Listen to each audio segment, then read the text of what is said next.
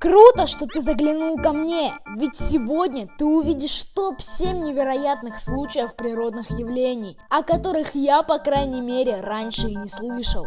Как тебе такое? Черный туман, день тьмы или движущиеся камни? Так вот, будет еще интереснее.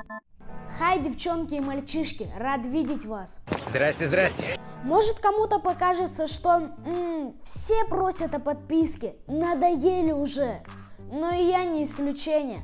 Поверь, мне важно, чтобы ты остался со мной. На что ты намекаешь?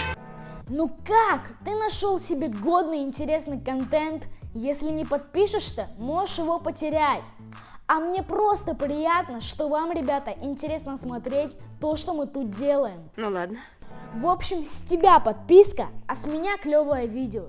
Жизнь прекрасна! Тогда go! Начинается.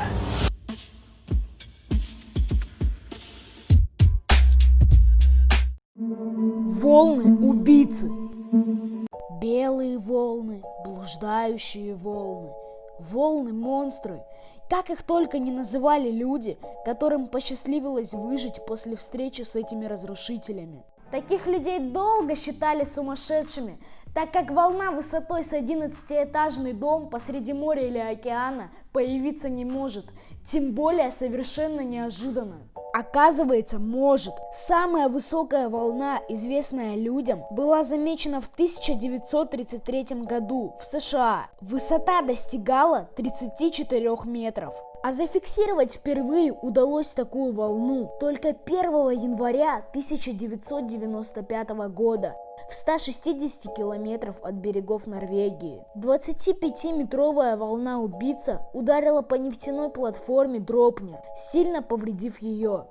Не путайте цунами и волны-убийцы. Потому что такие волны образуются из ниоткуда, далеко от берега, а цунами имеют разрушительный характер именно в прибрежной зоне. Неожиданно появившись на пути у большого корабля, эти волны могут легко потопить его, а потом исчезнуть, как будто не было ни волны, ни корабля. Огненный торнадо. Одним из самых редчайших природных явлений на планете является огненный торнадо. При возгорании большой площади очаги пожаров соединяются. Происходит смешение потоков, горячий воздух от огня поднимается вверх, сменяясь более холодными вихревыми потоками, в результате чего образовывается адская воронка с температурой внутри до 1000 градусов Цельсия и скоростью до 30 км в час. Торнадо начинает всасывать все предметы и создавать новые пожары. К сожалению, смерчи – явление практически непредсказуемое и совсем неуправляемое. Чаще всего они прекращаются только тогда, когда выжгут всю территорию, на которой они возникли. Интересный факт. Пожар в Москве в 1812 году был усугублен по причине возникновения именно такого огненного смерча, который образовался в результате слияния нескольких мощных очагов возгорания. Подводный водопад.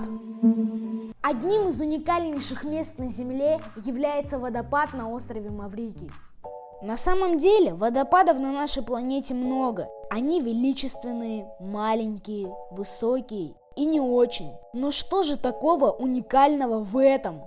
А то, что он находится под водой. Всем известно, что вода под воду уходить не может, срываясь вертикально вниз. Или все-таки может? Давным-давно в океане образовался песчаный шельф.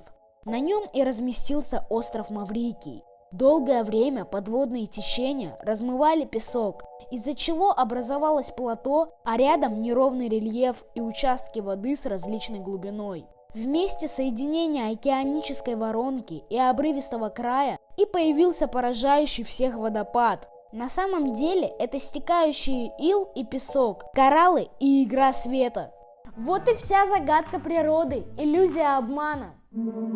Кава-Иджин. Вулканические извержения всегда поражают своей красотой, пугают своей мощью и разрушительностью. Что мы знаем о вулканах? То, что из жерла вытекает красная лава. А слышал ли ты когда-нибудь о том, что существует синяя светящаяся лава? Нет, ты что?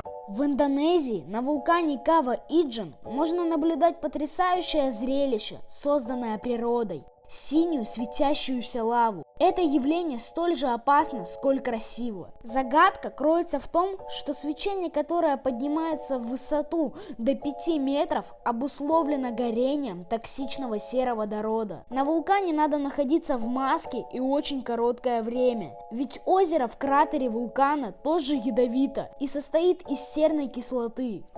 Движущиеся камни. Как думаешь, могут ли огромные камни передвигаться сами по себе по ровной поверхности? Впервые эти движущиеся камни были обнаружены примерно 100 лет назад, но отснять их передвижение удалось лишь в 2013 году. Такое странное явление, поражающее ум, можно наблюдать только в долине смерти в США. Вы только представьте, огромные валуны двигаются, никто их не толкает, да еще и с легкостью сами переворачиваются на другой бочок. Явно тут без нечистой силы или НЛО не обходится. Но нет, все гораздо проще.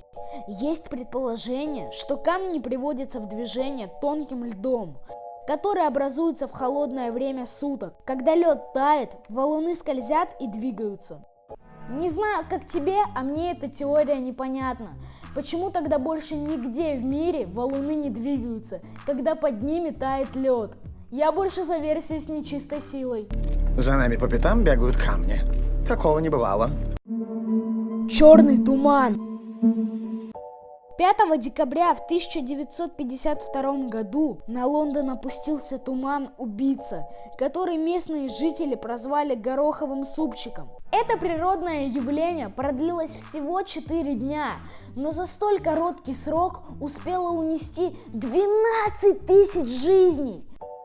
Из тумана, смешанного с печным дымом, пылью, выхлопными газами транспортных средств и другими загрязняющими веществами от заводов и фабрик, образовался стойкий смог, на следующий день окутавший столицу.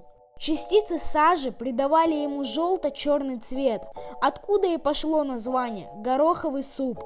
Люди ничего не видели на расстоянии вытянутой руки и ходили в масках.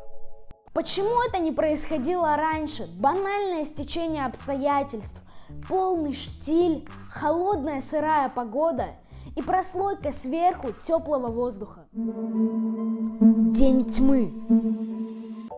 День тьмы – случай неординарный, который никто до сих пор не может объяснить, хотя произошло это событие в 1938 году. Мало того, больше ни разу оно не повторялось нигде в мире. Над полуостровом Ямал в середине дня вдруг на небе выключили лампочку, причем над всем полуостровом, а это на секундочку площадь 300 на 600 километров. И наступила кромешная темнота на целый час. Темнота, поглощающая радиосигналы. Когда запустили сигнальные ракеты, то обнаружили на небе плотные тучи. Через час небесная лампочка опять включилась. Вот такие загадки хранит наша планета. А сколько еще всего интересного? Давай, не поленись, поставь под видео пальчик вверх. Поддержи, так сказать, мои старания. Подпишись, если не сделал, и черкани что-нибудь в комментариях. Обожаю их читать. Ну ладно. Пока и до скорой встречи. Шоу окончено.